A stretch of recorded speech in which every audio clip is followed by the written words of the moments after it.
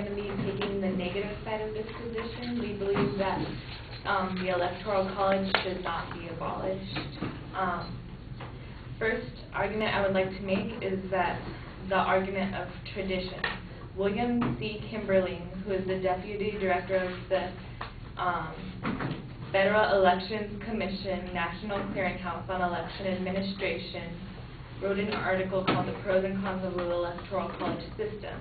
He claimed that to abolish the Electoral College in favor of a nationwide popular election for president would strike at the heart of the very federal structures laid out in our Constitution and would lead to the nationalization of our central government to the detriment of the states, and that the Electoral College has performed its function for over 200 years and in over 50 presidential elections by ensuring that the President of the United States has both sufficient popular support to govern and that his popular support is sufficiently distributed throughout the country is to enable him to govern effectively. So he is basically saying that the founders' intent was to have this system in place because it would give fair representation for everyone, and it's been like this for, like he said, over 200 years, and it's worked so far. So there's really no issue of inherency. There hasn't really been a problem with it for over 200 years, and that it's also the founders' intent that it be in place. Also, the Electoral College system keeps unity within the states because it keeps it to a two-party system because of the winner-take-all system. Because if the votes were divided between so many parties, a lot of different radical third parties could get involved in the country, and it could corrupt the politics in the country. And this way, with the Electoral College, it forces the third-party movement to kind of get in line with the two major parties and try to go along with them and try to get their views heard as much as possible. And also it forces the two major parties to kind of accept the third parties, at least with the more acceptable views, because that will gain them more votes in the end. Also, another advantage of the Electoral College is that it's easier to do recounts if there is an error in the voting. For example, nationmaster.com, which is an encyclopedia, talked about the pros and cons of the U.S. Electoral College and explains that in the event of an extremely close election, such as the 2000 presidential election, having the Electoral College makes doing a recount much easier, since it may only be necessary to recount in a single state rather than the entire nation. It would be a lot easier to count. For example, California has 54 electoral votes. It would be easier to recount those 54 than the total votes of every single person in the United States.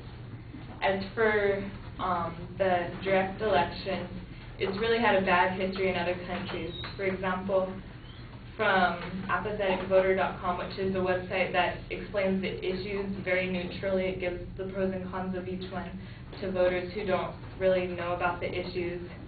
Claims that very few democracies have had a direct presidential system. Only Finland, Russia, and France have had direct election, with France abolishing direct election in 1962 and replacing it with a complicated system that requires potential candidates to obtain signatures from 500 elected officials plus other complex rules. The direct election shows its ugly side in Russia when Boris Yeltsin was elected, even though 65% of the citizens voted against him. So, to their claim that with the Electoral College, the candidate could win without winning the popular vote, this could happen anywhere in a direct elected system because whichever party is in power gets to manage the votes and make sure everything's being regulated, but they can keep themselves in power by obscuring the votes and corrupting them. There's also the disadvantage of giving the larger states more power in direct elections because obviously there's more people in those larger states. and so they would get more votes, and it would undermine the power of the smaller states.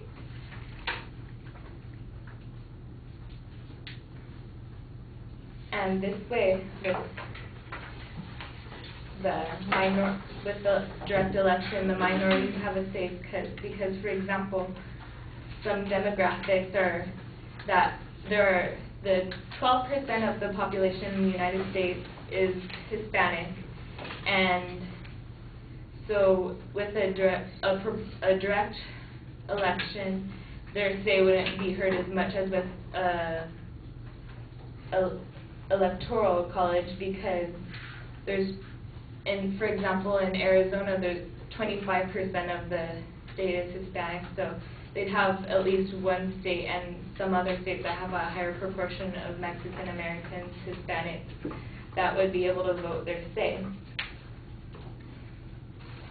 Also, there's a problem with the direct election because there's issues of workability. For example, the methods to enforce this plan are unclear. Opponents question the power and timing to enforce compliance. Others express concern about an onslaught of lawsuits between compacting and non-compacting states, as well as procedures in close elections. The compacting states is that there's a lot of groups such as the League of Women Voters who are trying to create a national popular vote compact where the states are trying to vote and trying to get the direct election put in place, and that's what it's about. But so different states are agreeing on it and trying to get it done, but then all the states that disagree would be fighting each other, and it just to have the Electoral College would give them more unity. Also, in order to change the process from the Electoral College to direct election, it would require an amendment to the Constitution, which requires the approval of 2/3 of the states. However, in reality, this isn't going to happen because the smaller states will never agree to relinquish their power.